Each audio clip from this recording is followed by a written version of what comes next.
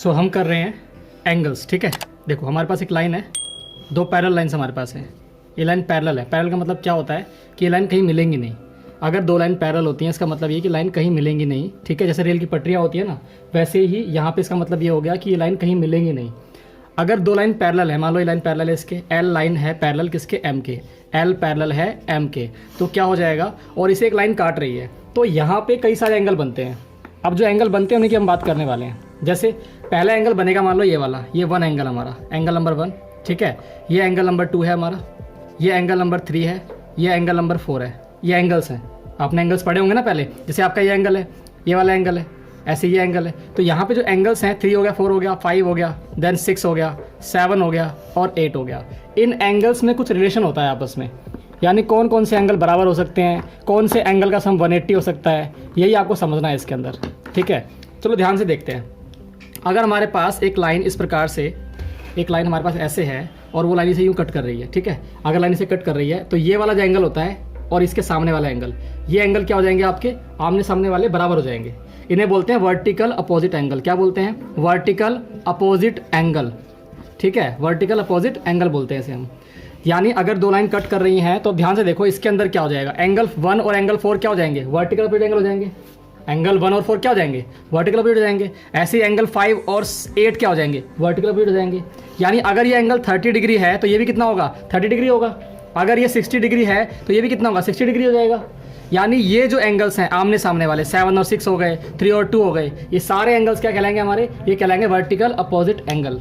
Okay, समझ में आया आपके, ठीक है। तो अगर हम इसे लिख दें कि कौन कौन सा एंगल वर्टिकल अपोजिट एंगल है, तो एंगल 1 बराबर है एंगल नंबर 4 के, दिख रहा है आपको, 1 और 4 बराबर है क्योंकि वर्टिकल अपोजिट एंगल है। ऐसे ही एंगल 3 बराबर है एंगल 2 के, एंगल 2 के बराबर है, 3 और 2 बराबर है क्योंकि क्या रीजन है, वर्टिकल अपोजिट एंगल है। ऐसे एंगल 5 जो है वो बराबर है एंगल 8 के, ये भी क्या रीजन है, वर्टिकल अपोजिट एंगल है। एंगल 7 बराबर है किसके, एंगल 6 के, ये भी क्या है, वर्टिकल अपोजिट एंगल है। मैंने बस एंगल के नाम लिख दिए ताकि मुझे इनको रिलेट करने में आसानी रहे, कोई दिक्कत ना आए इन्हें रिलेट करते वक्त, ठीक है। ये इसका मतलब था।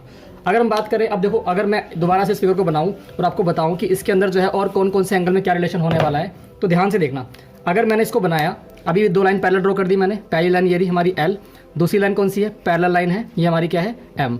ये पैरेलल लाइन्स है, इसे एक लाइन काट रही है, इसे बोलते हैं हम ट्रांसवर्स लाइन। क्या बोलते हैं इसे, ट्रांसवर्स लाइन बोलते हैं। तो ये मान लेते हैं ये एन लाइन है, ओके, ये क्या है, एन लाइन। तो मान लेते हैं ये आपकी ट्रांसवर्स लाइन है, एन हो गया, ठीक है। तो अब देखो यहाँ पे अगर ये z बन रहा है, क्या बन रहा है, z बन रहा है, ये यूं गया और यहाँ से यू बन गया z, तो ये जो अंदर वाला एंगल होते हैं ना, ये अंदर वाले जो एंगल होते हैं, इन्हें हम बोलते हैं क्या, अल्टरनेट इंटीरियर एंगल। क्या बोलते हैं, अल्टरनेट इंटीरियर एंगल। और ये एंगल क्या होते हैं, बराबर होते हैं। मान लो ये 1 है तो ये 2 है, यानी 1 और 2 क्या हो जाएंगे, बराबर हो जाएंगे। क्यों हो जाएंगे, क्योंकि क्या बन रहा है, z बन रहा है। याद रखना है, z बनाना, z बनता हुआ देखना एक बड़ी बात है। अगर आप z बनता हुआ देख पाओगे तभी आपको समझ में आएगा कि वहाँ पे अल्टरनेट एंगल काम कर रहा है। यहाँ देखो एक z और बन रहा है, उल्टा z बन रहा है, उल्टा z बनना चाहिए, उल्टा बने तो सीधा बने। तो यहाँ पे 3 है और यहाँ 4 है, तो ये 3 और 4 क्या हो जाएंगे, बराबर हो जाएंगे। 3 and 4 ऑल्सो इक्वल, ये भी क्या बन जाएंगे, आपके अल्टरनेट इंटीरियर एंगल बन जाएंगे। समझ में आ रहा है। तो ये आपका टाइप नंबर 2 हो गया। पहला क्या था, वर्टिकल अपोजिट एंगल था, दूसरा क्या था आपका, अल्टरनेट इंटीरियर एंगल हो गया। वर्टिकल अपोजिट एंगल भी इक्वल होते हैं और अल्टरनेट इंटीरियर एंगल भी इक्वल होते हैं, ओके। तो देखिए हमारे पास ये लाइन है L और M पैरेलल लाइन्स है, और एक N नाम की लाइन इसे कट कर रही है।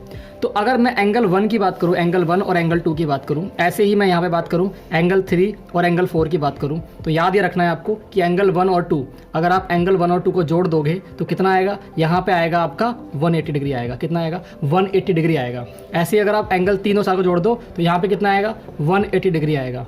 इसका मतलब क्या हुआ, इसका मतलब ये हुआ कि अगर मुझे 1 एंगल दे दिया जाए, कितना, 120, तो ये जो 2 डिग्री एंगल है, यानी सेकंड जो एंगल हमारे सामने है, ये 60 ही हो सकता है। क्यों, क्योंकि इनको जोड़ के 180 आना चाहिए, 180 आना चाहिए। अगर इनको जोड़ के 180 आना चाहिए और एक एंगल 120 है तो दूसरा 60 ही हो सकता है, क्योंकि अगर 60 से बड़ा होगा तो 180 आएगा नहीं। अगर लाइन पैरेलल है तो अंदर वाले एंगल को जोड़ने पे 180 ही आ सकता है। इसे बोलते हैं हम क्या, इसे बोलते हैं हम को इंटीरियर एंगल। क्या बोलते हैं, को इंटीरियर, यहाँ लिख देता हूँ, को इंटीरियर एंगल, यानी अंदर का पेयर, यानी अंदर वाले एंगल्स का पेयर जोड़ा, उनका सम 180 ही हो सकता है। 3 और 4 को जोड़ के आएगा 180 ही आ सकता है, ठीक है। तो ये हमारे पास एक और टाइप का एंगल था, तो हमने 3 टाइप कर लिए। पहला वर्टिकल अपोजिट एंगल, दूसरा अल्टरनेट इंटीरियर एंगल और तीसरा हमने करा को इंटीरियर एंगल, ओके। तो नेक्स्ट टाइप क्या हो सकता है हमारा, मैंने मान लीजिए ये एंगल लिया 1, और ये एंगल लिया मैंने 2। अब ये 1 और 2 बराबर हो जाएंगे, बताओ कैसे? एक बाहर का एक अंदर का, ऐसे याद रखो, एक बाहर का एक अंदर का, एक अंदर का एक बाहर का, यानी एक बाहर का एक अंदर का, एक अंदर का एक बाहर का। इसे बोलते हैं अल्टरनेट एंगल्स। क्या बोलते हैं? अल्टरनेट एंगल्स, या बोल अल्टरनेट आप बोल के आप बोल सकते हो कोरोस्पॉन्डिंग एंगल्स, कोरोस्पॉन्डिंग एंगल्स बोल सकते हो आप इसे, ठीक है। यानी 1 बराबर है, 1 जो एंगल है वो बराबर किससे होगा? 2 के हो जाएगा। क्यों हो जाएगा बताओ? क्योंकि एक अंदर का एक बाहर का, और आपका जो 3 एंगल है वो बराबर हो जाएगा किसके? 4 के। तो इस तरीके से आपका ये भी एंगल बराबर है। मान लो ये एंगल 50 दिया जाए तो आपको पता होना चाहिए 2 भी एंगल क्या होगा? 50 होगा। और अगर 2 एंगल 50 है तो 3 क्या हो सकता है? 3 आपका 130 हो जाएगा, क्योंकि 3 और 2 को जोड़ के क्या आना चाहिए? 180 आना चाहिए। तो अगर ये 50 है तो ये 130 ही होगा, और अगर ये 130 आ गया तो 3 और 4 बराबर है, तो ये भी 130 हो जाएगा। ये इस प्रकार से सारे एंगल्स आपस में जुड़े होते हैं, आपको ये पता होना चाहिए। ओके।